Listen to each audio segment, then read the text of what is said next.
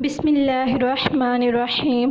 اللہ پاک آپ سب کو ایمان اور صحت کی بہترین حالت میں رکھے اور آپ کی طرف بڑھنے والے ہر شر کو خیر میں بدل دے۔ آج ایک ایسا ٹاپک لے کے آئی ہوں جس کے ساتھ ہماری معلومات میں اضافہ ہوگا اور اہل بیت کی محبت میں بھی اضافہ ہوگا۔ ہم نے بہت کچھ سیکھنا ہے اور اس سے سبق بھی لینا ہے۔ یہ دو ٹاپک ہوں گے۔ پہلا ٹاپک ہوگا کربلا سے پہلے، کربلا کے بعد۔ یہ دو ٹاپک ہیں، اس کے بارے میں ہم جانیں گے اور اگلے پروگرام میں کربلا کے بعد کیا ہوتا ہے اس کے بارے میں ہم ڈسکشن کریں گے۔ کربلا سے پہلے اور اہل بیت اطہار کے دو چمکتے ہوئے ستارے امام حسین کریمین کے بارے میں جانیں گے کہ کربلا کا واقعہ کیوں ہوا، اس کے ریزنز کیا تھے اور پھر وہاں جانے کے بعد کیا معاملات ہوئے، آج ہم ڈسکس کریں گے۔ اور جب کربلا کا واقعہ کمپلیٹ ہو گیا اس کے بعد اس کے جو کانسیکوینسز ہوئے، آج یوں سمجھیے کہ معاشرے پر جو اثرات ہوئے ہیں، پھر ان ظالموں کا کیا بنا، ان لالچیوں کا کیا بنا، ان ظلم کرنے والوں کا کیا بنا اور عقل کے اندھوں کا کیا بنا، وہ انشاءاللہ کل ڈسکس کریں گے۔ کربلا ایک ایسا واقعہ ہے جو ہم ہر سال اس واقعے کو ڈسکس کرتے ہیں، اس کے بارے میں سنتے ہیں، یہ ہمارے ایمانوں کو جلا بخشتا ہے۔ ہمیں بہت کچھ سیکھنے کو ملتا ہے کہ اس قدر عظیم مرتبے والے، اتنا بڑا مقام، ایمان والوں نے کیا کامیاب صبر کا مظاہرہ کیا، کتنے بڑے امتحان سے وہ گزرے گئے، کتنے بڑے امتحان سے وہ گزرے۔ اور یہ رہتی دنیا کے لیے ایک میسیج ہے کہ اللہ والوں کو آزمایا جاتا ہے، نیک بندوں پر بھی تکلیفیں آتی ہیں، تمہیں تکلیف سے گھبرانا نہیں چاہیے، امتحانوں سے منہ نہیں موڑنا چاہیے اور قربانی دینے سے انکار نہیں کرنا چاہیے۔ وہ لوگ جو نبی کی آنکھ کا تارا تھے، وہ لوگ جو نبی کی آنکھ کی ٹھنڈک تھے، ان کا کیا مقام اتنا بڑا تھا۔ آج سنیں گے ہم کہ امام حسن اور امام حسین سے نبی پاک کو کتنی محبت تھی، وہ اتنی محبت فرماتے تھے، صحابہ کرام کتنی محبت فرماتے تھے، احادیث میں کتنا ذکر ہے، لیکن اس کے باوجود بھی حسین بھی شہید کیے گئے اور حضرت امام حسن بھی شہید کیے گئے۔ اس شہادت کے پیچھے ہم سب کے لیے کیا میسیج ہے، آج ہم یہ ڈسکس کریں گے انشاءاللہ۔ اس سے پہلے ہم امام حسن اور امام حسین کے فضائل کی بات کرتے ہیں کہ جن کے بارے میں بات ہو رہی ہے، اس کا سٹیٹس کیا ہوگا، اس کا مقام کیا تھا، ان کا مرتبہ کیا تھا، اور پھر یہ سمجھنا تو آسان ہوگا کہ اتنے بڑے مرتبے والوں نے اتنی بڑی آزمائشیں، اور ان کی زبان پر صبر ہے، شکر ہے، اللہ کے فیصلوں پر یقین ہے، سبحان اللہ۔ اور ایک ہم ہیں کہ بہت سارے شکوے کرنے والے، شکایات کرنے والے اور گھبرا جانے والے، مصیبت کے وقت اللہ کے آگے سوال کرنے والے۔ اللہ نے چاہا تو بڑا زبردست ٹاپک ثابت ہوگا کہ اپنے دکھ، اپنی پریشانیاں اور اپنے مسئلے تو بہت تھوڑے لگیں گے کہ اہل بیت کا، وہ مجھے اہل سنت کا ایک شعر یاد آ گیا کہ پیارے مبلغ معمولی سی مشکل پہ تو گھبراتا ہے، دیکھ حسین نے دین کی خاطر سارا گھر قربان کیا۔ تو انہوں نے تو سارے گھر کو قربان کر دیا، اور ایک ہم ہیں کہ چھوٹی چھوٹی پرابلمس پہ کمپلین کرتے ہیں، شکوے کرتے ہیں، شکایات کرتے ہیں۔ ایسا نہیں ہونا چاہیے۔ ایک طرف تو اپنے آپ کو اہل بیت کا غلام کہتے ہیں، پنجتن کا غلام کہتے ہیں، امام حسین کا چاہنے والا کہتے ہیں، گھر میں نیاز بھی کرتے ہیں، فاتحہ بھی کی جاتی ہے۔ صرف نیاز کرنا یا فاتحہ کرنا ہی حسینیت نہیں ہے، نہ صرف ان سے محبت کرنا ہی حسینیت نہیں ہے، اس چیز کا نام نہیں ہے، ان کے نقش قدم پہ چلنا بھی حسینیت ہے۔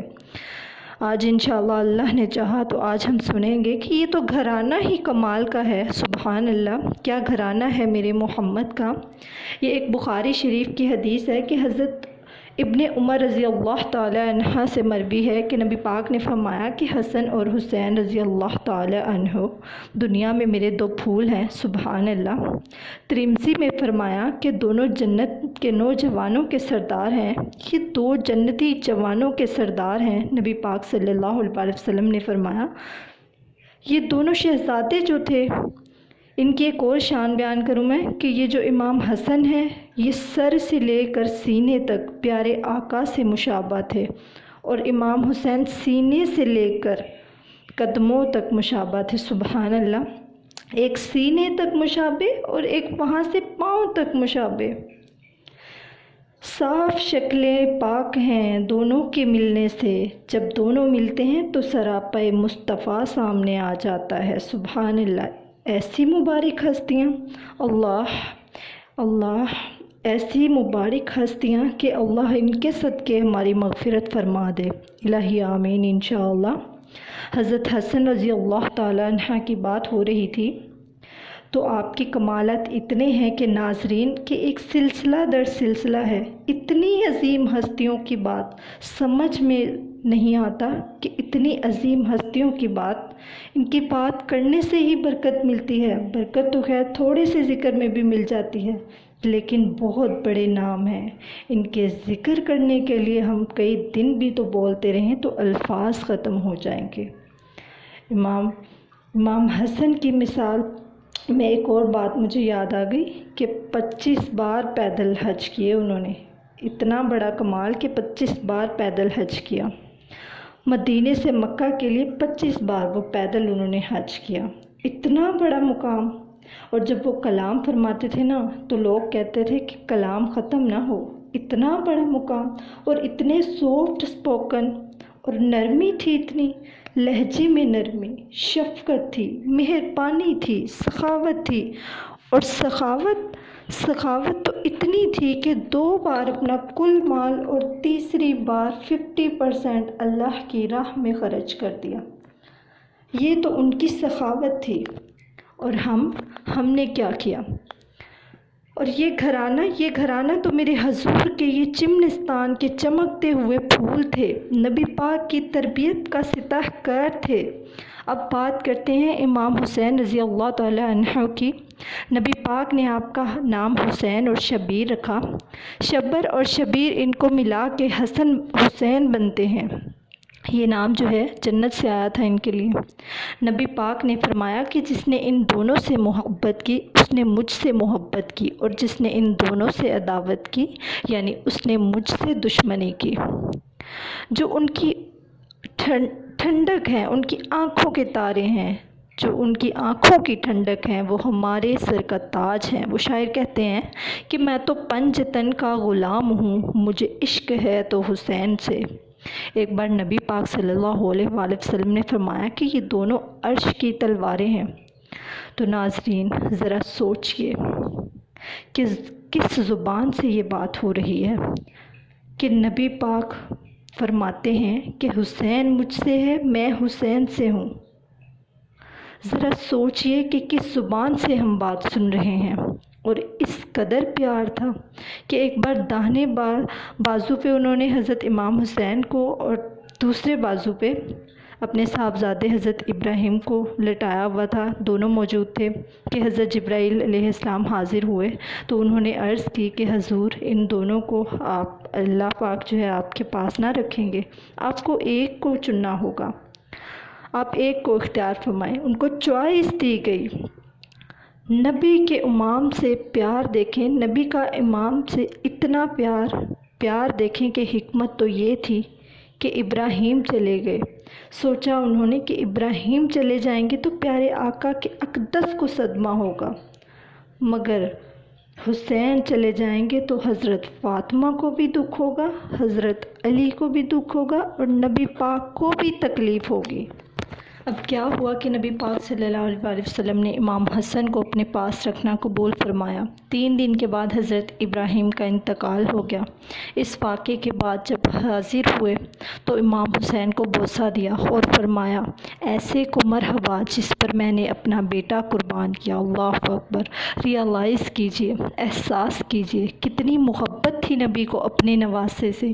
یہ تمام باتیں کرنے کا مقصد یہ ہے کہ اتنی کلوز اٹیچمنٹ، اتنا پیار، اتنا بڑا مرتبہ، مگر اس کے بعد بھی اللہ کی رضا میں یہ خاندان کیسا راضی تھا۔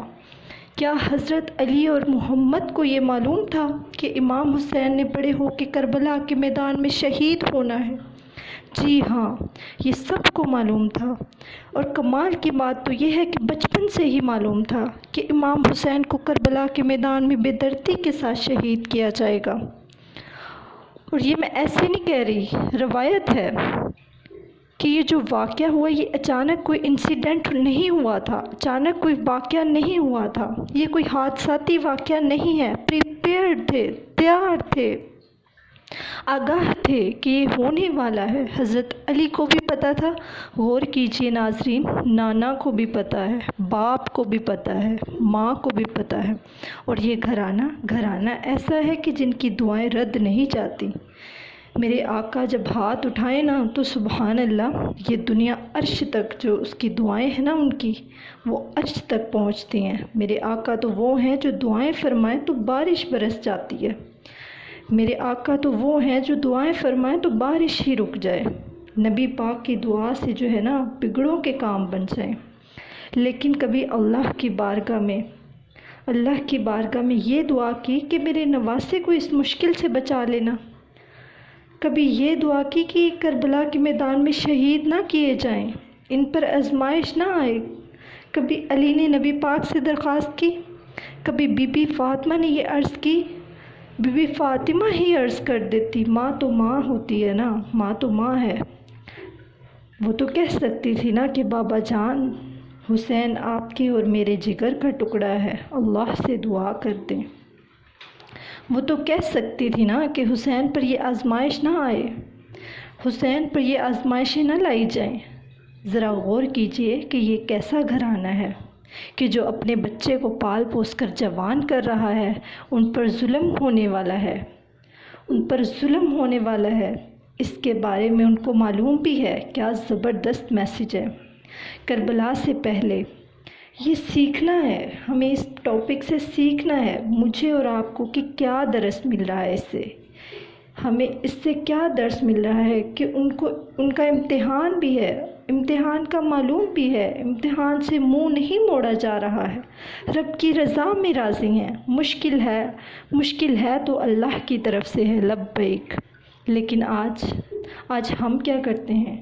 ہم پر کوئی مصیبت آ جائے نا، ہم پر کوئی پریشانی آ جائے تو ساری مہربانیاں بھول کر شکوے شکایات کرنا سٹارٹ کر دیتے ہیں، کمپلینز ہوتی ہیں ہمیں۔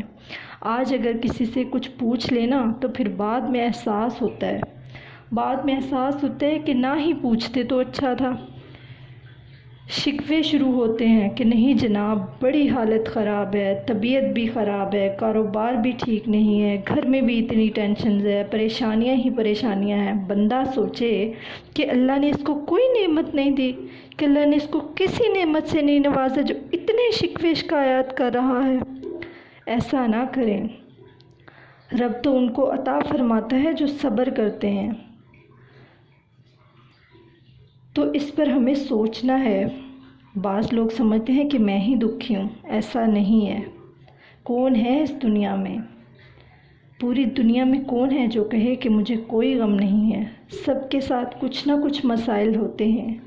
زندگی کی گاڑی پریشانیوں کی پہیوں پر ہی تو چلتی ہے، تو یہ تو پارٹ آف لائف ہے، یہ تو زندگی کا حصہ ہے۔ اگر آپ کے ساتھ کوئی مشکل آ رہی ہے تو صبر کیجئے۔ قرآن پاک میں ذکر ہے کہ ان اللہ مع الصابرین، بے شک اللہ صبر کرنے والوں کے ساتھ ہے۔ کربلا سے محبت کا اظہار بھی ہے۔ ایک ہم ہیں کہ ہمیں کربلا سے محبت کا اظہار بھی ہے، اہل بیت کی غلامی کا دعویٰ بھی ہے، اور صبر نام کی تو کوئی چیز ہی نہیں ہے۔ ہم لوگوں میں کربلا کی محبت کا بھی اظہار ہے، اہل بیت کی غلامی کا تقاضا بھی ہے، لیکن صبر تو ہے ہی نہیں۔ اللہ کی طرف سے کوئی آزمائش آئے نا تو شکوے ہیں، ہمیں شکایات ہیں۔ یہ کیسی غلامی ہے اہل بیت کی یہ کیسی غلامی ہے؟ انہوں نے تو اتنی بڑی مشکل کو فیس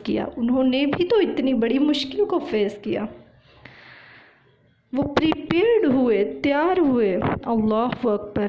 قرآن میں اللہ کہہ رہا ہے کہ آپ بھی آزمائے جائیں گے، آپ کو آزمایا جائے گا کسی بھی چیز سے، بھوک سے، مال کی کمی سے، پھلوں سے، بیماریوں سے، مصیبتیں آئیں گی، یہ آنا ہے، یہ زندگی کا حصہ ہے۔ یہ زندگی کا حصہ ہے۔ کبھی کے بڑے دن ہوتے ہیں اور کبھی کی راتیں بڑی ہوتی ہیں، کبھی سکھ کے دن بھی آتے ہیں تو کبھی آزمائشیں بھی آتی ہیں، مگر جو اللہ کے نیک بندے ہوتے ہیں نا، وہ ہر حال میں اللہ کا شکر ادا کرتے ہیں، صبر کرتے ہیں، اور صبر کرنے والوں کے لیے خوشخبری ہے۔ بعض اوقات کیا ہوتا ہے کہ ہمارے ایگزامس بھی ہوتے ہیں، جیسے ہم لائف میں، ریئل لائف میں جو ایگزامس دیتے ہیں، تو اللہ بھی ہمارا ایگزامس لیتے ہیں نا، کہ بندہ صبر کر رہا ہے یا ناشکری کر رہا ہے۔